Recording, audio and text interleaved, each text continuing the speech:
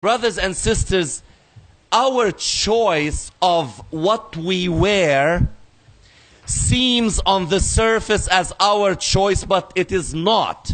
We heard from Brother Abdullah that we are living through the times of deception. Things on the surface look one way, when in actuality they are not. As Muslims who believe in the Quran, who believe what we read in the Quran, let me mention one thing which is in the Quran. Allah subhanahu wa ta'ala sent directly to Bani Israel, but it involves all of us.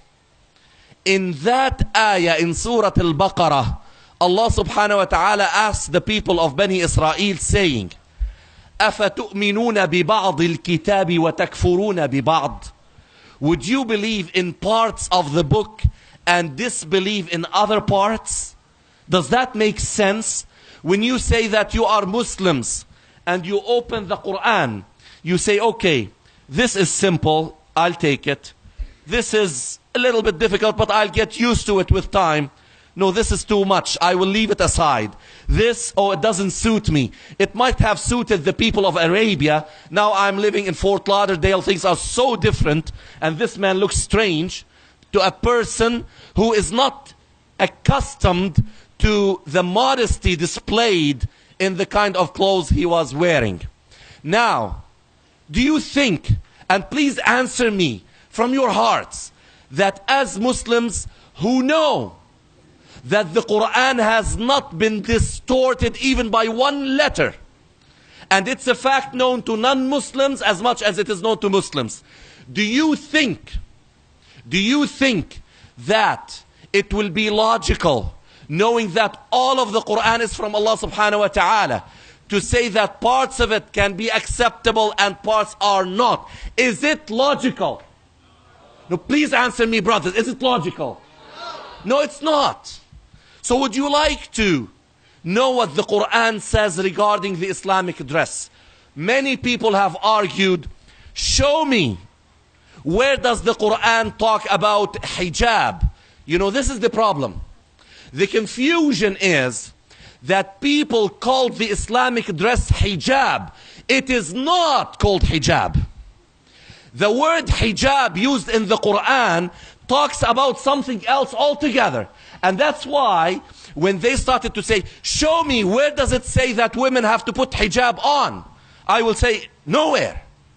It doesn't say that. Islamic dress has been wrongfully called hijab. Because you know, when people say that hijab is the Islamic dress, they say, oh, it doesn't concern men. So let's talk about Islamic dress, it's called hijab. So let the sisters listen, brothers, you can take a break. Doesn't it always happen that when we talk about Islamic dress, the brothers take a break, they close their ears, it doesn't concern us. We can wear anything. No, you can't.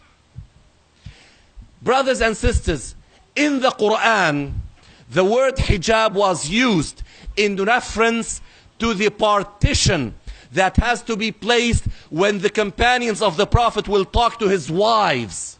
Do not talk to them except from behind a hijab. That's how it was used.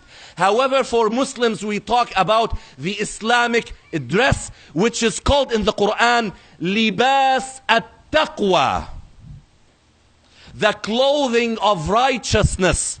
And you know, when we open Surah Al-A'raf, and we read Surah Al-A'raf, we find out, similar to many other things that were sent down by Allah subhanahu wa ta'ala, and we have no choice therein, the clothing we put on, we have no choice therein. Because Allah subhanahu wa ta'ala tells us in Surah Al-A'raf, Ya Bani Adama, قَدْ أَنزَلْنَا عَلَيْكُمْ لِبَاسًا.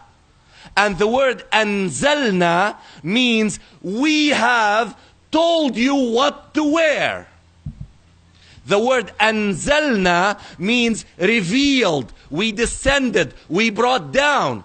So when we read in the Quran in Surah Al-A'raf, قَدْ أَنزَلْنَا عَلَيْكُمْ لِبَاسًا يُوَارِي سَوْآتِكُمْ وَرِيشًا وَلِبَاسُ التَّقْوَى ذَلِكَ خَيْرٌ. لِبَاسُ التَّقْوَى ذَلِكَ خَيْرٌ. Not the kind of clothing with the halter top and the revealing clothes where parts of the body are showing, saying to the others, I want you to recognize I am beautiful.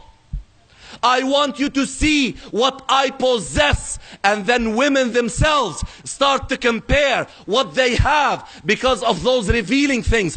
And clothing became relevant. It started from the nudist clubs and you go on. So where do you draw the line? The line is drawn by Allah subhanahu wa ta'ala. He is the one who has the only authority to tell us what to wear. قَدْ أَنزَلْنَا عَلَيْكُمْ لِبَاسًا يُوَارِي سَوْآتِكُمْ. We have brought down to you a kind of clothing that will cover your private parts. Warisha, and ornaments. Ornaments in the way we look to the special people who need to see. You know, I had one brother tell me one day, he had a problem fighting with his wife. He said, brother, I have to tell you, the only time I see my wife beautiful is when we have to go out. When we are invited to a wedding, that's the only time I see her beautiful. But when I come home, I can't even look at her. Because she doesn't really care for the person who should see her beauty, contrary to the teachings of the Quran. Now, brothers and sisters, let me remind ourselves that Allah subhanahu wa ta'ala created Adam in the nude. And let us examine the Quran now. Why? Allah created Adam in the nude. And when we will come out of our graves, all of us will come out in the nude. And Aisha, the wife of Prophet Muhammad sallallahu alaihi wasallam, was so surprised. He said, O Messenger of Allah, we will have to see each other, men and women. He said, Aisha,